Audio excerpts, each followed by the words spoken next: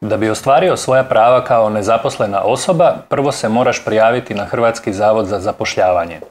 Za to vrijeme imaš pravo na zdravstveno osiguranje, pravo na novčanu naknadu za vrijeme nezaposlenosti, novčanu pomoć i naknadu troškova prijevoza za vrijeme obrazovanja i osposobljavanja na radnom mjestu, jednokratnu novčanu pomoć i naknadu putnih i selidbenih troškova.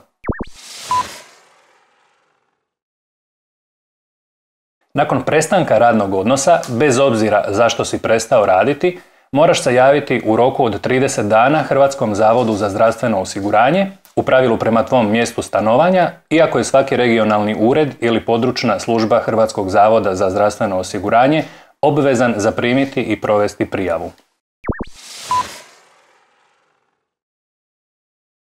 Pravo na novčanu naknadu ćeš steći pod uvjetom da si u trenutku prestanka radnog odnosa ili samostalne djelatnosti radio najmanje 9 mjeseci u posljednje 2 godine.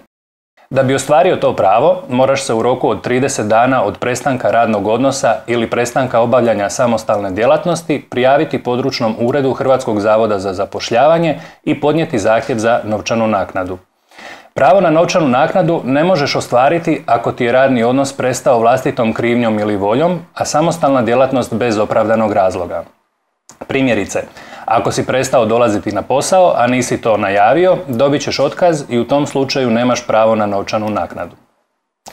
Nakon prijave na Hrvatski zavod za zapošljavanje, potrebno je da ispuniš prijavnicu u evidenciju nezaposlenih i obrazac zahtjeva za novčanu naknadu za vrijeme nezaposlenosti, kopirati ili skenirati iskaznicu azilanta ili putnu ispravu, odluku o otkazu ugovora o radu, potvrdu poslodavca ili zadnje 3 platne liste ovjerene od strane poslodavca kao dokaz o prosjeku bruto plaće i presliku kartice tekućeg računa banke te osobno predati ili poslati Hrvatskom zavodu za zapošljavanje.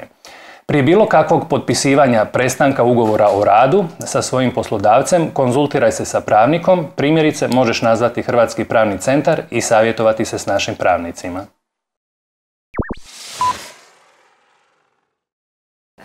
Zadnje 3 plaće koje si primio će se zbrojiti u njihovom bruto iznosu i podijeliti s brojem 3. Od dobivenog iznosa će se izračunati koliko je 60%, te će se taj iznos uplaćivati na tvoj račun prvih 90 dana.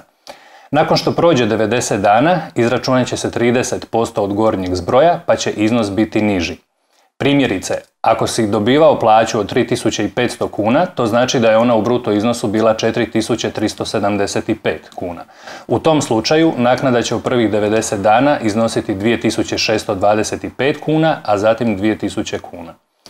U prvih 90 dana iznos novčane naknade ne smije biti viši od 70% prosječne neto plaće u Republici Hrvatskoj u prethodnoj godini, a nakon 90 dana iznosi 35% prosječne neto plaće u Republici Hrvatskoj.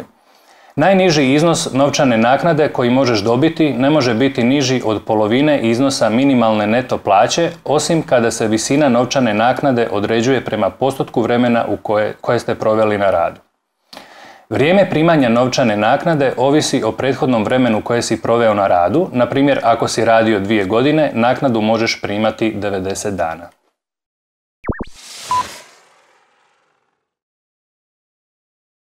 Ako te je Hrvatski zavod za zapošljavanje uputio na obrazovanje i osposobljavanje koje sam organizira i čije troškove snosi, imaš u tijeku trajanja obrazovanja i osposobljavanja pravo na novčanu pomoć i naknadu troškova prijevoza za vrijeme tog obrazovanja razmjerno broju dana prisutnosti na obrazovanju i osposobljavanju.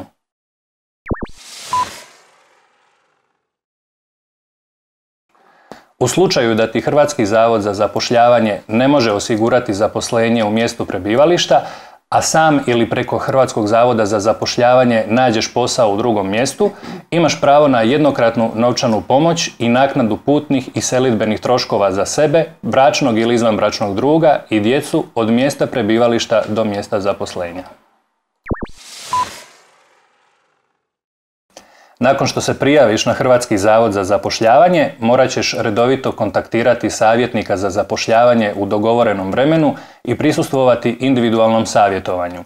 Zajedno sa savjetnikom za zapošljavanje izradit ćeš profesionalni plan traženja posla i tog plana se moraš pridržavati. Podnositi molbe poslodavcima i javljati se na oglase i natječaje. Ne smiješ odbiti posao ako ti ga netko ponudi. Moraš se uključiti u grupno savjetovanje, radionice kojima se stječu vještine aktivnog traženja posla te sudjelovati u postupku profesionalne selekcije, odnosno odabiru za određeno radno mjesto ili obrazovanje.